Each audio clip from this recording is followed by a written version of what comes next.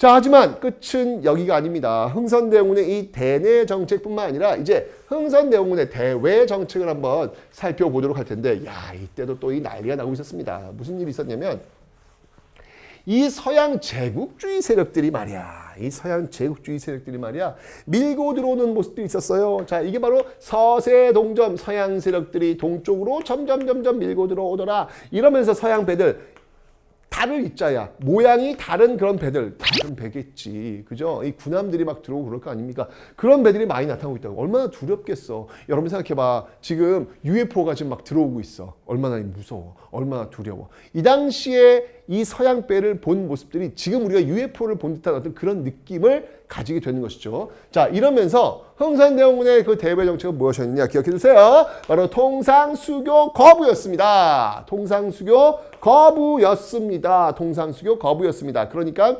흥선대원군의 대내 정책은 왕권 강한 민생 안정, 대외 정책은 바로 통상수교 거부라고 하는 것을 여러분들 잊지 않으시면 되겠네요. 오케이. 자, 그러면 이 통상수교 거부 정책들이 어떤 과정을 통해 가지고 나오는지 한번 그 내용을 살펴보도록 하겠습니다. 자, 순서 잘 봐주세요. 1번 병인박해. 자, 1번이야, 1번. 1번 병인박해. 2번 제너럴 셔머너. 3번 병인 양용.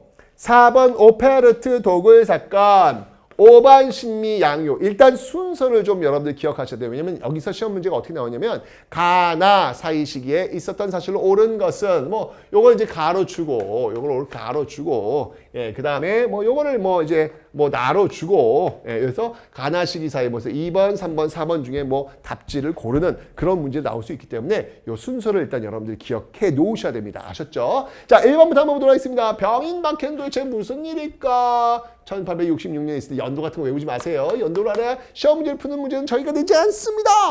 수능에서 그런 거 내는 문제는 금기되어 있어요. 근데 자꾸 연도를 왜 외워?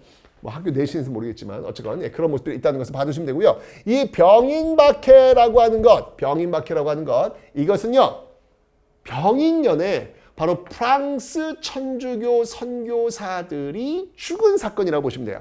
그러니까 여러분들 기억나시죠? 앞강의에서 이 서민들의 이 의식이 성장하고 있었다. 거기에 하나의 영향을 미치는 게 바로 천주교였다. 모두 다 하나님 앞에 평등합니다. 라는 이야기를 하면서 이 천주교 확산됐다 그랬잖아요. 그죠? 근데 천주교에 문제가 있어. 뭐냐면 제사를 거부합니다.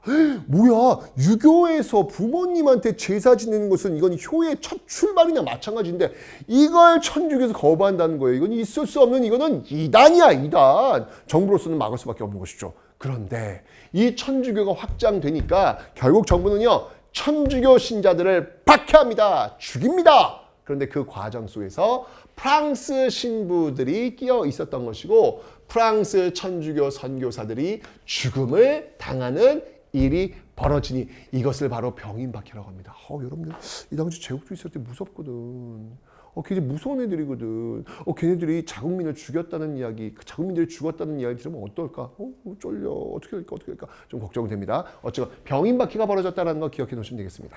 자, 그 다음에 두 번째 사건은 뭐냐면요. 제너럴 셔머너 사건 같은 해예요. 1866년 같은 해. 제너럴 셔머너 사건이 벌어지는데 이것은 위치가 어디냐면 평양. 네, 평양에서 벌어졌습니다. 자, 이건 이제 미국 배인데요. 미국 배에 이 제너럴 셔머너가 왔어. 평양에 들어왔어. 당시 이 외국인들은요. 호기심들이 굉장히 많이 있어요. 뿐만 아니라 그 호기심을 그치는 게 아니라 직접 와가지고 뭐 왕릉을 도굴해 간다든지 왜냐면 거기 보물이 있다고. 이 서양인들은요. 동양에 오면은 엄청난 막 보물들이 많이 있다고 생각을 하고 있거든. 그건 이제 가져가려는 생각. 그리고 또 통상을 해야 되는 생각 이런 것들 많이 있단 말이죠. 자, 그 제너럴 셔머너가 왔는데 우리는 관심 없거든. 통상수요 거부거든. 우리는 이제 어쩌면 뭐 배가 길을 잃어가지고 잘못 온 줄 알고 뭐 먹을 거 이런 거 줬단 말이에요. 그런데 이들이 밤에 상륙을 해가지고요. 민가를 덮치는 일이 벌어진 거야. 우리가 또 이게 한 번 돌면 무섭지 않습니까? 자, 그래서 평양민들과 당시 평양감독이었던 이 박교수, 평양감사 박교수 함께 제너럴 셔머너를 불태워버립니다. 배만 불탄 게 아니에요. 그 배에 타고 있었던 선원들도 모두 죽게 됩니다. 이게 바로 제너럴 셔머너 사건이더라. 그러니까 지금 프랑스 사람들도 일단 죽었고 미국 사람들도 죽었네. 그죠? 먼저 프랑스 사람이 죽었고 그다음에 미국 사람이 죽었네. 요게 이제 이후 사건에 다 도화선이 되는 거야. 1866년도엔 이렇게 프랑스 사람도 죽고 미국 사람도 죽고 이런 일들이 지금 벌어지고 있는 과정에서 이제 드디어 프랑스인이 죽었다는 소식을 접한 이 프랑스가 이것들이 이런 미개한 것들이 우리 선진 제국주의 세력들을 죽여 있을 수 없지 라고 해서 배를 보내요. 그러면서 벌어진 게 바로 이 병인년 같은 해입니다. 예, 순서 병인박해 제너럴 셔먼 사건 그다음에 병인 양요로 이어지는 거예요. 병인년에 일어난 병인 양요더라. 자, 이 병인 양요 벌어진 장소는 어디면 강화도예요. 자, 여러분들 강화도라는 것이 어떠냐면 전 근대 시기에는요. 강화도는 마지막 보루였어. 예를 들면 몽골이 쳐들어왔을 때 왜 최후가 강화도로 옮겨가지고 끝까지 싸우지 않습니까? 최후의 보루였어. 그리고 조선시대에 들어왔을 때 호란이 벌어졌을 때 정부가 특히 정묘호란 같은 경우에 정부가 병자호란이 남한산성이고 정묘호란 벌어졌을 때는요. 강화도로 들어갔거든요. 항상 이 강화도는요. 최후의 보루 역할을 했어. 전근대 시대에는. 그런데 근현대로 오면서요. 이 강화도는 최전방이 돼요. 최후의 보루가 아닌 최전방이 돼요. 왜냐하면 이 서양패들이 강화도를 통해 가지고 서울로 들어와서 압박하려고 한단 말이야. 그러니까 당연히 강화도가 첫 관문이 되는 거예요. 이 강화도로 들어와 가지고 싸움을 거내 이게 바로 병인 양요가 되고 있더라라고 하는 겁니다. 이 병인 양요, 정말 이거는요 눈 뜨고는 좀 볼 수 없는 그런 아픔이 있어요. 왜냐면 이 프랑스의 무기가 너무 좋아. 딱 조준하면요 뿅! 꽝! 근데 우리는 뿅! 하면 그 다음 마지막 효과음이 쿵이에요. 안 터져. 우리 건 안 터져. 그냥 던져가지고 나무배에 맞춰가지고 나무배에 물 들어가기 위해서 가라앉게 하는 그런 형태인데 중요한 건 뭐냐면 프랑스 배는 나무로 만들어지질 않고 철로 만들어졌다는 얘기예요. 쿵 하도 안 뚫려. 게임이 안 되는 거예요. 완벽히 우리가 당한 강화도는 결국 프랑스 손에 넘어가게 됩니다. 그러나 우리가 어떤 민족입니까? 반만년의 역사를 지켜온 민족. 무기가 안 되면 몸으로 때웠던 그 민족 아니겠습니까? 이때 이제 활약했던 인물들이 등장합니다.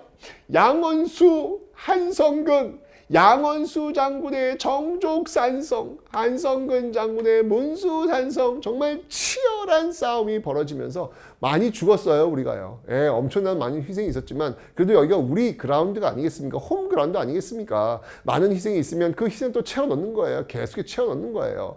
결국 그 과정 속에서 프랑스가요, 안 되겠다 도저히 서울까지 못 들어가겠다 야. 여기서 그냥 철수하자라고 해서 철수를 하는데 이때 이것들이 이 프랑스 이것들이 거기에 있는 규장각 규장각 여러분 창덕궁 있잖아요. 창덕궁 말고 또 강화도에도 복사본 같은 거 중요한 것들을 이렇게 옮겨 놓은 게 있거든. 그래서 바깥에 외쳐 쓰는 거야.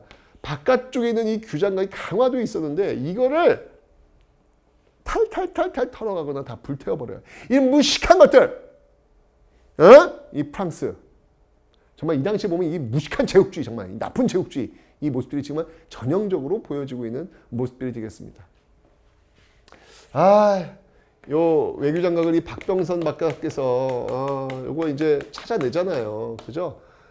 저 광복 이후에, 저 전쟁 이후에 프랑스에 가가지고 공부하시면서 이 외교장관 프랑스가 훔쳐갔던 거 요거 어디 있는지 요걸 찾아내세요.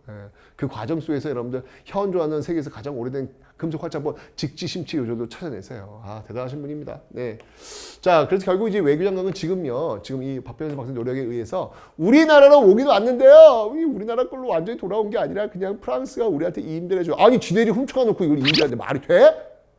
좀 안타까운 어떤 상황은 있습니다만 어쨌건 우리가 지금 임대 형식으로 전시되어 있다는 걸 봐주시면 되겠습니다. 이게 바로 병인양요, 바로 프랑스와 싸웠던 역사의 모습들이 되겠습니다. 여러분들 시험에 잘 나오는 거 꼭 기억하실 거 바로 이렇게 인물들, 병인양요의 양원수와 한성근이 활약했음을 여러분들 반드시 기억하셔야 합니다. 양원수, 한성근, 병인양요의 양원수, 한성근 반드시 기억하셔야 돼요. 시험에 진짜 잘 나와요, 여러분들. 요거 병인양요에 대한 설명으로 옳은 것은 뭐 양원수의 정족산성이 승리를 거뒀다. 뭐 이런 거 시험에 꼭 나온단 말이야. 꼭꼭꼭꼭꼭 기억하기. 오케이? 그런 과정에서 이제 프랑스 물리쳤단 말이야. 그런데 이게 웬일? 이건 정말 상상도 할 수 없는 일이 벌어져요. 네 번째, 오팔라트. 이 사람 독일 사람이야. 독일인이 와가지고, 이거 이제 충청도 덕산에 있는 거거든요. 남현군 묘를 도구를 해요. 남현군이 누군지 알아? 흥선대원군의 아빠야, 아빠. 야, 너희들 누군가 와가지고 나중에 부모님 묘가 있는데 그 묘를 파헤쳐가지고 그 부모님 시신 관을 들고 와서 자기랑 협상하재. 야, 이게 말이 돼. 이건 쓰레기. 이건 진짜 금수만도 못한. 아이씨, 내 지인 중에 박금수가 있는데. 아이씨, 미안하다 진짜. 아니 정말 이 말도 안 되는 일을 벌인 거 아니겠습니까 이게 지금. 어떻게 이런. 야, 이건 정말 이 제국주의 세력들이 얼마나 지저분한 이 모습들이었는지를 보여준 단적인 모습이에요. 아니 시신들을 탈취해갖고 그거하고 협상을 하자고? 이런 나쁜, 내 욕 나온다 진짜 이거는. 그죠? 야, 그들이 무슨 뭐 신사의 나라 웃기라 그래, 웃기라 그래. 어이가 없어. 이거 지금 이 약소국들의 보인 이 만행들을 보면요, 이건 정말 쓰레기만도 못한 그런 짓들을 너무 많이 저는 대표적인 5% 남현군이 도우사. 결국 실패에 돌아갔지만 이걸 이 사실을 난 이 흥선대원은 난 흥선대원이 이 통상수교 거부 정책을 펼친 이유가 나름 이해가 돼요. 아니 저라도 저런 소식 접하면 아, 얘네들은 인간이 아니구나. 얘네들하고는 상종을 못하게 나올 수 있을 것 같아요. 어떻게 이럴 수 있냐고요. 그죠? 이런 일들이 벌어지면서 흥선대원의 통상수교 거부 정책이 더욱더 강화되는 모습들을 보이고 있는 과정에 이제 또 큰 사건이 벌어지니 그것이 바로 신미양요. 아까 여러분 기억나시죠? 1866년에 병인박해와 이 제너럴 청문 사건이 있었다. 그 병인박해, 프랑스 신부가 죽었으니까 프랑스 소동의 병인양요였다. 근데 그때 누가 또 죽었어요? 제너럴 청문 사건, 미국 선원이 죽었잖아요. 그죠? 이제 드디어 미국이 쳐들어옵니다. 그게 바로 신미양요가 되겠습니다. 역시 주 부대는 강화도. 왜냐면 쳐들어올 때 서울로 쳐들어올 때 그 관문이 강화도가 되기 때문에 강화도에서 만날 수밖에 없는 거예요. 자, 그런데 이때도 역시 마찬가지로 서양 제국주의 세력들이 무기가 너무 좋으니까 우리가 효과음 없는 슝쿵 이거는 싸움이 안 되는 거예요. 또 강화도가 또 점령되는 그런 모습들을 보이고 있습니다. 정말 이 강력한 무기를 앞세워가지고 너무나도 힘없는 어떤 그런 모습들이 지금 연출되고 있는 거예요. 그 아바타라는 영화 혹시 보셨는지 모르겠지만 그 아바타 때 그 강력한 무기를 앞세워가지고 그 밀고 들어오는 그 모습들에서 막 죽어가는 그 원주민들의 모습들을 보면 알겠지만 똑같이 우리가 그런 모습을 보였단 말이에요. 너무너무 가슴이 아파. 자, 그때도 역시 마찬가지로 활약한 인물이 있었더니 그 인물이 바로 어제현 장군과 이름 없는 수많은 조선인들, 이 어제현 광성보 싸움. 자, 여기 시험에 왜 잘 나와? 이 가슴 아픈 현장에서도 시험에 뭐가 나온지를 얘기하는 내 자신이 너무 슬프다. 어쨌건 이 상황 속에서도 여러분들 병인양요의 양원수 한성근, 신미양요의 어제현, 요 연결고리, 요건 진짜 시험에 나오니까 완전 시험에 나오니까 꼭 기억. 신미양요의 어제현, 꼭 여러분들 기억을 좀 해 놓으셔야 되겠습니다. 바로 어제현의 광성보 싸움, 광성보 전투가 있더라 라고 하는 거, 꼭 기억해 놓으시면 되겠습니다. 신미양요, 어제현의 광성보, 병인양요, 양원수의 정족산서, 그 구분을 꼭 해요. 이거 시험에 꼭 나온다 얘들아. 꼭 나온다. 꼭 기억을 해야 됩니다. 아셨죠 여러분들? 요렇게 해서 요 흐름들이 지금 재병남신, 재병남신 요 흐름들로 이어지고 있음을 여러분들 기억하시면 되겠습니다. 그죠? 그러니까 이런 과정 속에서 딱 세우고 나서 이 당시 신미양이 미국 쳐들어왔을 때도요, 또 미국이 또 수장이 또 훔쳐가요. 소위 장군 깃발이거든요. 이거 훔쳐가요. 그래서 딱 그 미군 해군 방문에 전시해 놓는 어떤 그런 모습 보이고 있죠. 물론 이것도 다시 이제 임대형식으로 우리가 돌려는 받았습니다. 자, 그리고 나서 흥선대원이 입장에서 야, 이거 진짜 이 짐승만은 못하는 인간이구나. 이들과 수교하자고 하는 것은 바로 나라를 팔아먹는 매국자들이다. 절대 그런 일은 없을 거야. 라고 해서 척화비를 건립을 했습니다. 그들과 좋게 지내는 것을 배척하는 그런 비석을 전국에 세우면서 통상수교 거부 정책을 더욱더 강화하는 모습들을 보이고 있더라. 진짜 흥선대원군 시대는 정말 별의별 일들이 많이 있었네요. 대내 정책으로서는요, 왕권을 강화하기 위해서 뭐 경복궁 중건이나 비변사 폐지나 서원 정리 같은 모습들도 있었고, 민생 안정을 위해서 호포법이라든지 사창제 이런 것이 있는데, 대외적으로는 지금 이렇게 프랑스가 쳐들어오고 독일인이 막 묘 파고 있고 미국 쳐들어오고 난리도 아닌 어떤 그런 상황들이 지금 벌어지고 있더라. 어쨌건 그런 과정 속에서 흥선대원군 중심을 잡고 왕권 안정, 민생 안정, 통상수교 거부 정책을 펼치면서 어쨌건 간에 지금 기울어지고 있는 굉장히 위험한 이 조선을 다시 반듯하게 세우려고 노력하고 있더라. 그때 추익현의 이제 고종이 친정을 나서서라고 하는 상소가 올라오면서 흥선대원의 시대는 끝나게 될 겁니다. 그렇죠, 여러분들? 자, 이런 모습들을 여러분들 이해하시면서 아하, 이렇게 근대사가 문을 열었구나. 자, 이제 흥선대원은 물러났고요. 고종이 집권하게 됩니다. 과연 이 고종은 아버지 흥선대원과는 좀 다른 정책을 펼칠 텐데 어떤 정책을 펼칠지 아버지와 전혀 다른 고종의 모습 지금부터 보도록 하겠습니다.